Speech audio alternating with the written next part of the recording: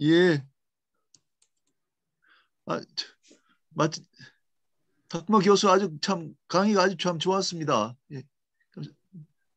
이거 보이나요? 화면 공유한 거? 잘 보입니다. 예. 네. 예, 예, 예, 감사합니다. 지금 시간이 좀 많이 갔기도 제가 조금 원래 제가 몇 시까지 하면 되죠? 45분까지 돼 있는데 20분 경과됐으니까. 11시 40, 예, 11시 예, 예. 45분. 제가 한 30분 내로 한번 하도록 그렇게 하겠습니다. 네, 네. 오늘 많이 참석해서 대단히 고맙고요. 오늘 지금 아마도 이제 해양수산부에서도 사무관님이 와 계시고 또 이 컨테이너 박스가 이제 최근에 부족한 현상이 있기 때문에 우리가 해진공을 비롯해서 우리나라에서도 이 컨테이너 박스를 좀 만들어 봐야 되겠다는 그런 이제 논의가 있어서 뭐 다른 이제 코트라에서도 들어오시고 뭐 경상북도에도 들어오시고 여러분이 많이 좀 들어오신 것 같습니다. 그래서 많이 들어오신 분들 대단히 감사하고요. 여기는 이제 선박건조금융법 연구회이지만 많이 들어주신 저 일반 분들에게도 감사의 말씀을 드립니다. 저는 이제 해상법 하는 교수기 때문에 이게 좀 해상법의 관점에서 이 컨테이너 박스를 좀 이렇게 설명을 좀 하고자 합니다. 이 PPT 만드는 것이 이제 PDF 파일로 이렇게 되어 있는데 올려가면서 이제 설명을 하겠습니다. 여기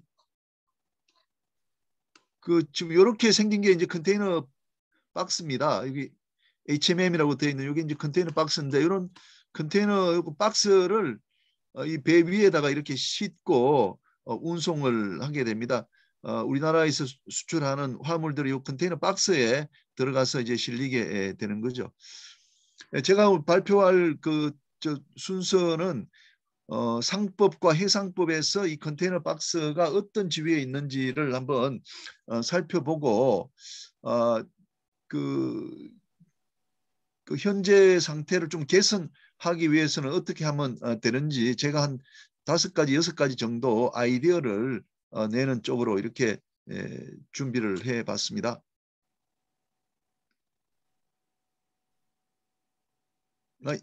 여기는 뭐 간단히 이야기하면 이렇습니다. 우리가 이제 상인 또는 해상 기업이라는 사람, 그러니까 우리가 HMM이나 뭐 한진해운 같은 그 회사들은 자기 혼자서는 이제 운송업이라는 영업을 못하지 않습니까? 기업 혼자서는 못하니까 기업이 이제 설비를 갖게 되는데 인적 설비가 있고 이제 물적 설비가 있습니다. 인적 설비는 HMM이 부산에 지점을 두고 이제 운송 계약을 체결할 때 지점장을 통해서 하지 않습니까? 그러면 그 지점장이 지배인이 되는 거죠. 그리고 또 선박을 운항하게 되는데 그 선박에는 선장이라는 특별한 이제 인적 설비를 가지고 있습니다. 그리고 이제 선박이라는 또 물적 설비를 가지고 있습니다. 이런 것들이 전부 해상법에 나와 있습니다. 이렇게 해상법에 가면은 이제 인적 설비와 물적 설비가 나와 있는데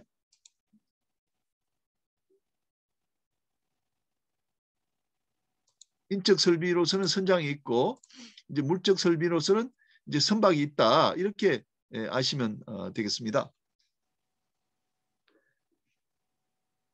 그런데 이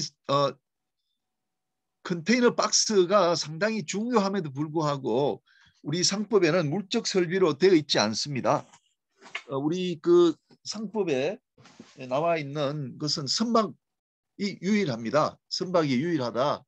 그러면 이제 선박을 이제 물적 설비로 규정해서 뭐 어떤 도움을 주냐?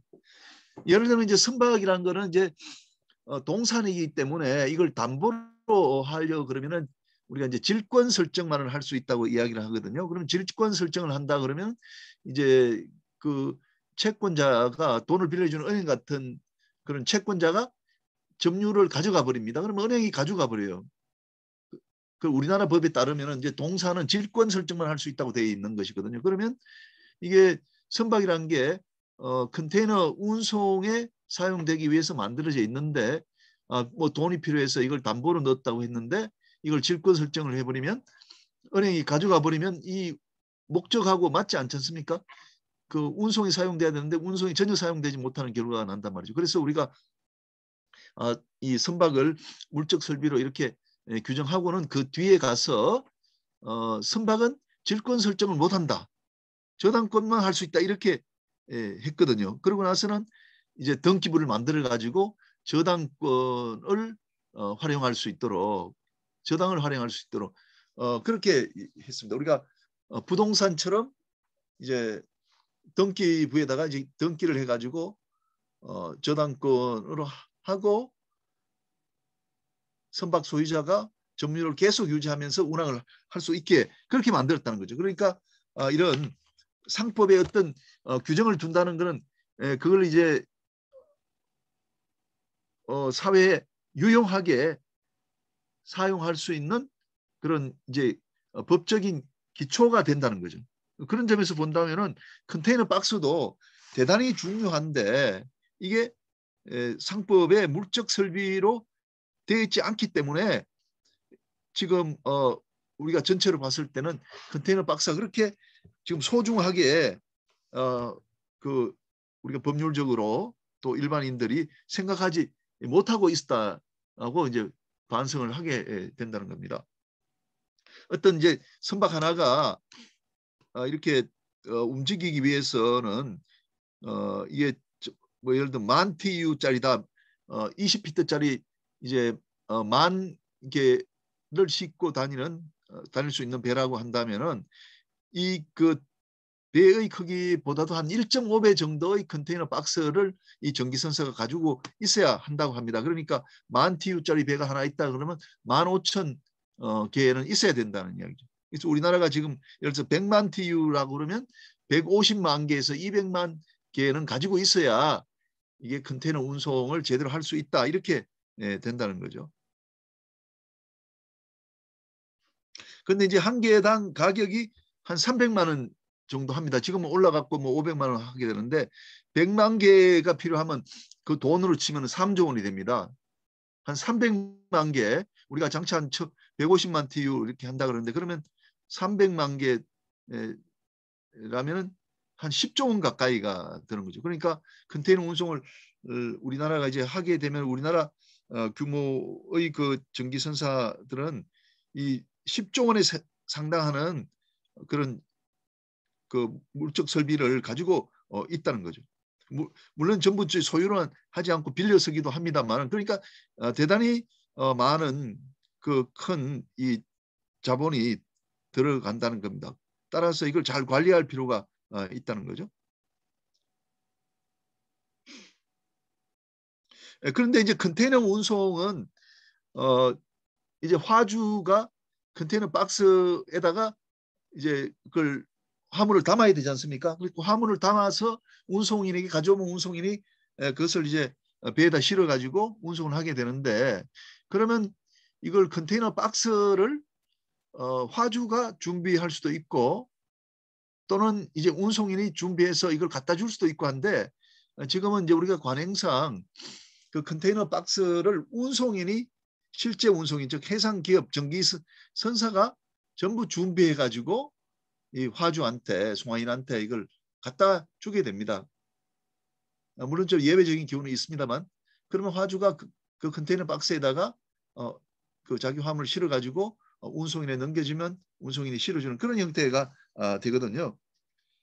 그리고 이제 중간에 이제 요즘은 이제 계약 운송인이 생겨가지고 예를 들면 LG 같으면은 LG 전자 그리고 그 사이에 판토스가 있고 판토스가 우리 HMM하고 또다시 제2의 운송 계약을 체결하게 됩니다. 그러면 우리가 판토스 같은 그런 그 회사를 우리가 계약 운송이라고 하거든요. 이렇게 LG하고 판토스하고 1차 계약이 먼저 체결 되고 그다음에 이제 판토스가 다시 우리 HMM하고 2차 계약을 체결하는데 그 사람도 계약 운송인입니다. 판토스도 운송을 약속을 해줍니다. 이제 LG전자에게. 그러면 계약 운송인이 이 컨테이너 박스를 제공할 수도 있을 거예요.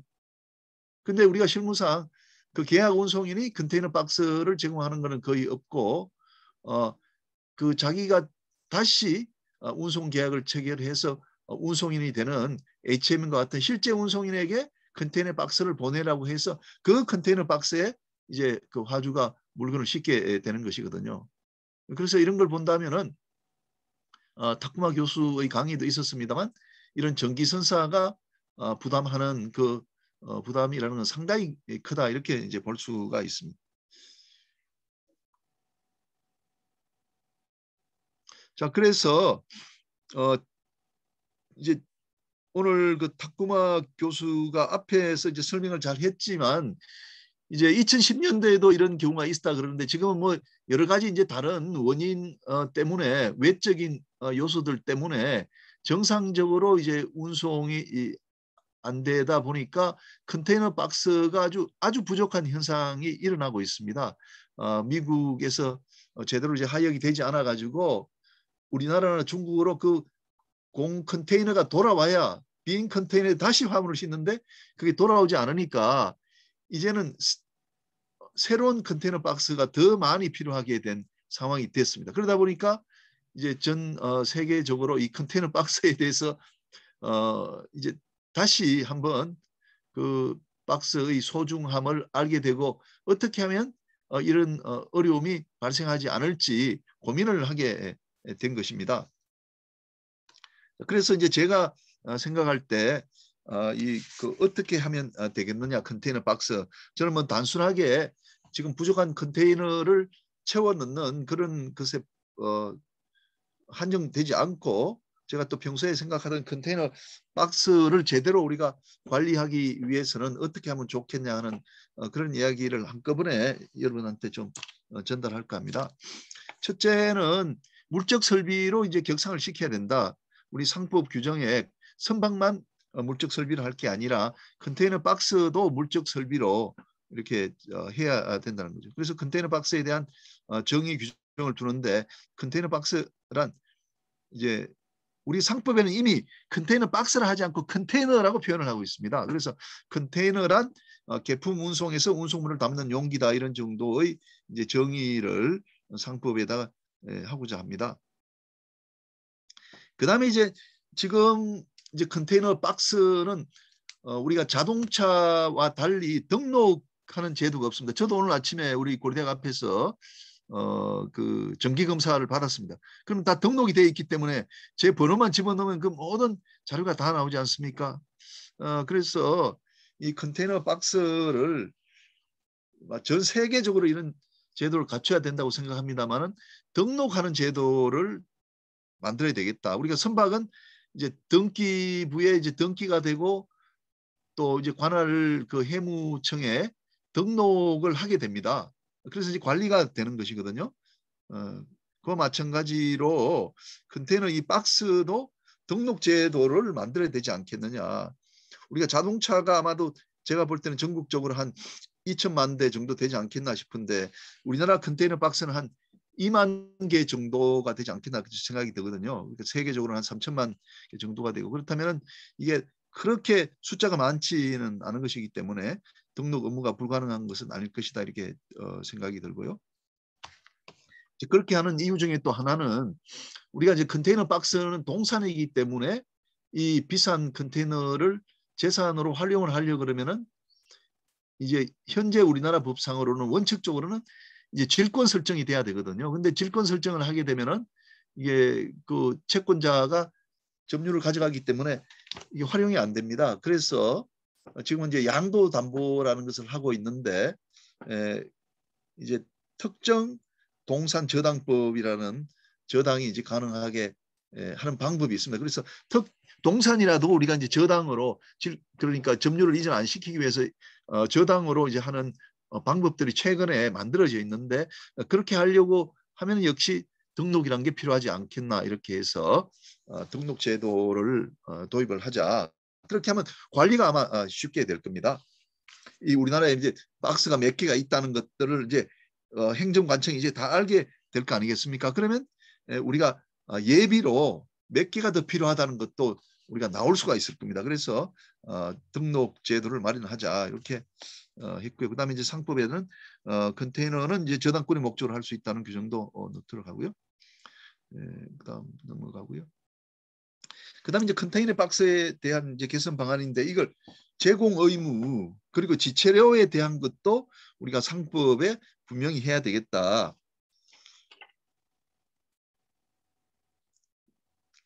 지금은 우리가 이제 관행상 컨테이너 박스는 이제 운송인이 제공하는데 상법에 이런 규정이 없습니다. 그리고 계약에도 그러니까 송화인과 운송인이 체결하는 계약에도 운송인이 컨테이너 박스를 제공한다 이런 말이 없어요. 그 컨테이너 박스는 계약 이전의 단계에서 이미 일어나기 때문에 우리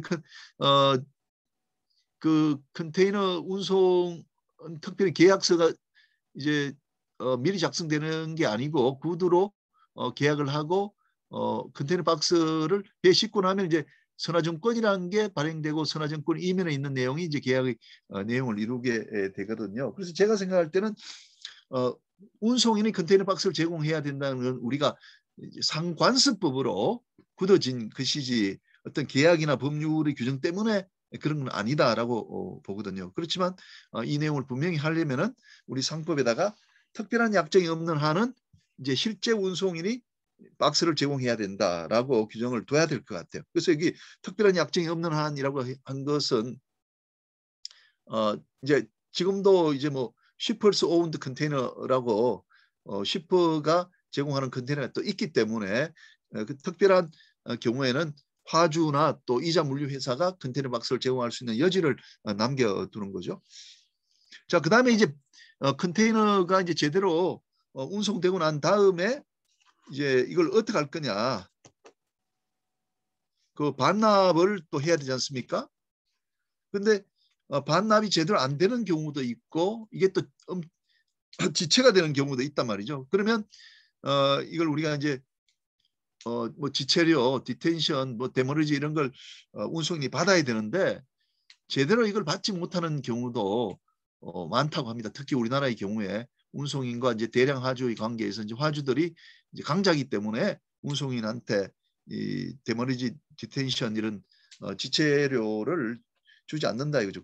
박스가 제대로 안 돌아오면 어떻게 되겠습니까? 박스가 자꾸 부족하게 되겠죠. 그래서 화주들은 박스를 이제 받으면, 그러니까 화물을 받으면 신속하게 자기 화물을 이제 꺼낸 다음에 박스를 빨리 운송인에 돌려줘야 되는데 이런 절차가 안 이루어지면은 그걸 이제 장려하기 위해 가지고 그걸 뭐 지체료 일종의 벌금 형식이죠. 벌금을 내라 이렇게 하고 있는데 그것이 잘 지켜지지 않는데 우선은 문제는 그런 의무 자체가 우리가 상법에 화주한테 부과가 되어 있지 않습니다. 그래서 저는 반납 의무를 이제 부과를 시켜야 되겠다. 특별한 약정이 없으면 수화인에게 반납 의무가 부과가 돼야 되겠다. 원래는 이제 수화인은 운송인과 운송계약 관계가 없기 때문에 수화인에게 이걸 부과한다는 것이 논리적으로 맞지가 않아요. 원래는 송화인이 이걸 반납을 해야 되는데 그렇게 하면 우리가 실효성이 없기 때문에 수화인에게 반납 의무를 부과를 아이고 죄송합니다. 수화인에게 반납 의무를 부과를 시켜야 될 것 같아요. 그렇게 하면은 이로써 이제 반납 근거하고 뭐 지체료 등 청구 근거가 이제 마련되니까요. 자, 그다음에 제가 이제 잠깐만요. 제가 물총 한잔하고요.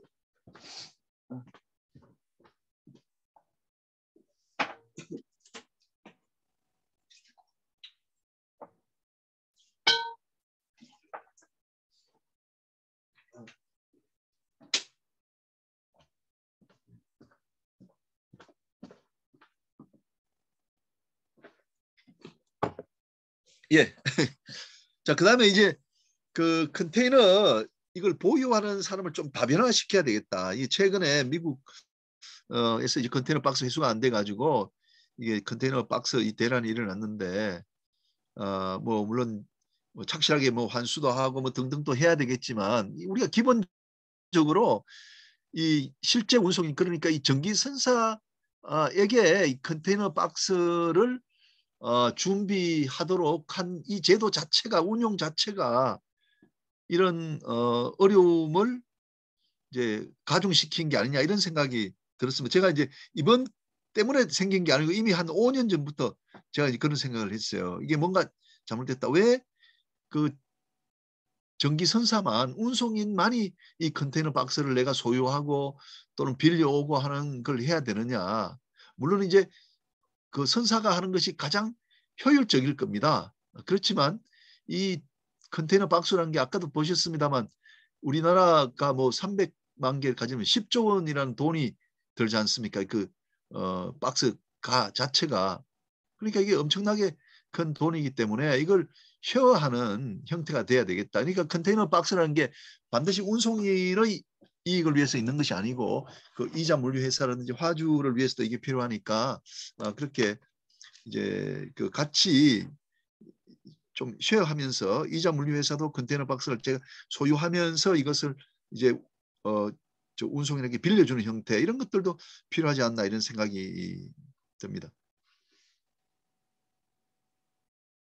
특히 이제 이자 물류 회사가 좀 소유자가 되는 이 방안은 사실은 이제 이자 물류 회사가 이제 계약 운송인이 되면서 상당히 큰 뭐랄까 좀 마진을 남기면서 영업을 잘 하고 있지 않습니까? 그런데 이자 물류 회사는 계약 운송이기 때문에 자기가 어떤 물적 수단을 갖고 있지 않지 않습니까? 선박이라든지 또 컨테이너 박스를 갖고 있지 않으면서 이제 그 모회사로부터 화물을 받아서 그 실제 운송인인 전기선사에게 패스하는 형태의 영업을 하고 있단 말이죠. 그것보다는 이제 좀 쉐어하는 형태로 가는 것이 상생의 관점에서 좋지 않느냐 이런 생각이 들어서 이제 제가 아이디어를 냈고요. 좀 생략하고 그다음에 담보가치 이런 것도 좀 담보가치 이건 이제 간단히 말씀드리면은 우리가 이제 이걸 이제 저당권이 목적으로 한다. 그다음에 이제 양도 담보로 한다고 해도 컨테이너 박스는 전 세계에 이제 흩어져 있기 때문에 그 돈을 빌려주는 은행 채권자의 입장에서는 이게 환가가 어렵다는 거죠. 그 어디 가서 그 컨테이너 박스를 경매시켜 갖고 빌려준 돈을 받아와야 되는데 그게 너무 어렵다는 거죠. 온 뭐 전 세계에 이게 깔려 있으니까요. 그래서 선박과는 달리 그런 점이 이제 어렵다는 거죠. 그래서 최근에는 우리가 이제 IT 기술이 이제 발달하기 때문에 컨테이너 박스에다가 뭐 칩 같은 걸 부착해 가지고 그게 이제 그 위치 추적이 이제 가능하게 되기 때문에 이런 것들을 이제 제가 아까 말씀드린 등록 제도와 연결시켜서 처리하자 이렇게 제안을 하고요. 그다음에 이제 운송 주권하고 이제 선박의 물적 설비입니다. 여러분 아시다시피 우리가 그 북미로 가는 컨테이너 화물이 우리나라 전기선사에 실려서 가는 건 20%밖에 안 됩니다. 80%를 뭐 머스크나 더원과 같은 외국 선사가 실어 나르는 것이거든요. 그러다 보니까 80%를 외국 선사가 실어 나르니까 그 운임이란 것들이 외국 선사에 의해서 좌우될 여지가 상당히 많지 않습니까? 그리고 컨테이너 박스 아까 타쿠마 교수도 이야기했지만 95%가 중국에서 이게 생산이 됩니다. 우리가 과거에는 뭐 진도 등이해서 우리나라가 거의 다 박스를 생산을 했지만 지금은 95%가 중국에서 생산하고 우리는 내가 알기로 하나도 생산을 못하는 걸 알고 있어요. 그러니까 지금처럼 박스가 없어서 야단인 경우에는 이게 우리가 운송 주권이 없다 저는 생각이 들어요. 그렇기 때문에 빨리 이 컨테이너 그 박스를 우리나라에서 그 제작할 수 있도록 돼야 되지 않겠냐 이런 생각을 하게 되는 거거든요. 그래서 이걸 이제 우리가 운송 주권의 관점에서 봐야 된다. 예를 들면은 지금과 같은 이런 어려운 점이 이제 발생이 되지 않도록 하자면 예를 들어서 5년 뒤에 다시 이런 팬데믹이 온다 그러면 또 다시 이런 일이 날 것 아닙니까? 그러면 평소에 우리가 가지고 있던 정상적인 상태에서 가지고 있던 컨테이너 박스보다는 예를 들어 뭐 아까 우리가 200만 개라면 10%인 20만 개를 우리가 더 가지고 있어야 되겠다. 그러면 여러 가지 문제가 생기겠죠. 뭐 저 운임 컨테이너 뭐 박스의 가격이 떨어진다든지 하는 문제가 생길 거 아니겠습니까? 그럼 그것은 우리가 그 무슨 양곡 뭐 수매했다가 정부가 하듯이 우리가 정부가 또는 어떤 이익을 공유하는 사람들이 공공의 목적으로 한 10% 정도는 우리가 가지고 있어야 되겠죠. 그 드는 비용은 공익적으로 우리가 비용이 지출이 돼야 되겠죠. 그런 형태로 가야 되지 않겠나. 그래야 우리가 운송 주권이 지켜질 것이다. 그렇게 이제 제가 생각이 듭니다. 컨테이너 박스 만드는 공장도 지금 우리나라에 수지가 안 맞으니까 이제 중국이 가버렸지 않습니까? 그러면 그 수지가 맞도록 해줘야 되겠죠. 그때 드는 비용은 우리가 어떤 국고에서 좀 지원이 되지 않겠나 이런 생각을 하게 됐습니다. 자, 그다음에 이제 해운법에다가 이제 컨테이너 박스 대업하고 관리업을 해운 부대 사업으로 넣어줘야 되겠다는 겁니다. 여러분 이제 해운법이 있지 않습니까? 여기 가면 이제 해상 화물 뭐 그 운송 사업자들이 있고 또 부대 사업을 하는 선박 대업 등등이 있습니다. 그런데 컨테이너는 사실 이제 최근에 나온 것들이기 때문에 우리 해운법에 그런 규정이 없는데 이 컨테이너를 이제 소유하는 회사를 만들어 가지고 이것을 우리나라 선사나 또 다른 데다 빌려주는 그런 대업을 얼마든지 할 수가 있지 않습니까? 우리나라 해진공에서도 그런 관심을 갖고 있는 걸로 알고 있습니다만, 그리고 대업도 필요하고, 그다음에 각 나라에 흩어져 있는 컨테이너를 빨리 이제 우리나라에 회수해 올 수 있는, 그러니까 소유하고 있는 자가 그 회수해 오는 그 관리를 하는 그런 영업도 필요할 것 같아요. 그러면 컨테이너 대업 관리업 이런 걸 우리가 해운 부대 사업으로 해운업에 넣어서 보호해주고 또 세제 혜택을 주고 하면은 조금 더 안정적으로 우리나라 컨테이너 박스가 관리되지 않겠나 이런 생각을 하게 되었습니다. 그리고 뭐 전기 화물 운송업자에는 보니까 이제 등록 요건이 10,000톤밖에, 그러니까 선박을 10,000톤 총톤으로 10,000톤 이상만 가지고 있으면 이제 등록 요건이 충족되게 되는데 우리 컨테이너 박스도 필요하지 않겠나. 그러니까 뭐 이걸 제약을 하려고 하는 것이 아니라 그 충분하게 컨테이너 박스 뭐 그러니까 갖추기 어렵지 않도록 적어도 이제 등록 요건에다가 컨테이너 박스를 이제 넣어줘야 이 컨테이너 박스라는 게 소중하다는 것을 이제 금융권도 알고 뭐도 알고 이렇게 하니까 여러 가지 아마 금융에 돈을 빌리고 할 때도 도움이 될 거예요. 아마 그래서 저는 등록 요건에다가도 좀 집어넣자는 그 제안을 했습니다. 그래서 제가 또 그 뭐 법률을 하나 만들어서 운영하면 어떻겠나 싶어서 이렇게 한 건데요. 뭐 제가 이제 어제 잠깐 생각한 거라서 이게 뭐 또 완성됐다고는 보지 않는데 이제 그 우리가 선박법이 있지 않습니까? 선박과 관련해서 선박법이 따로 있듯이 컨테이너 박스도 선박하고 같이 취급을 한다면은 컨테이너 관리 및 활용에 관한 법률 이렇게 해서 우리가 단행법을 하나 가지고 있어야 되겠다는 생각이 듭니다. 그래서 뭐 목적 그리고 정의해서 컨테이너란 화물의 운송에 사용되는 용기를 말한다. 그리고 컨테이너 임대업, 그리고 컨테이너 관리업 이렇게 해서 이제 정의를 두고 그다음에 이제 컨테이너 등록, 컨테이너 소유자는 컨테이너를 해양수산부의 관할관청에 등록해야 된다 이렇게 하고 또 컨테이너는 여러 명이 공동으로 지분을 소유할 수 있도록 해서 좀 대중화시키고 그 어떤 전기선사 그러니까 이제 많은 사람들이 이걸 소유하게 함으로 해서 조금 더 그 뭐 전기선사가 소유함으로써 자본이 너무 많이 들어서 좀 불리하게 되는 이런 것들을 좀 없앨 수 있도록 이렇게 하면 좋을 것 같고요.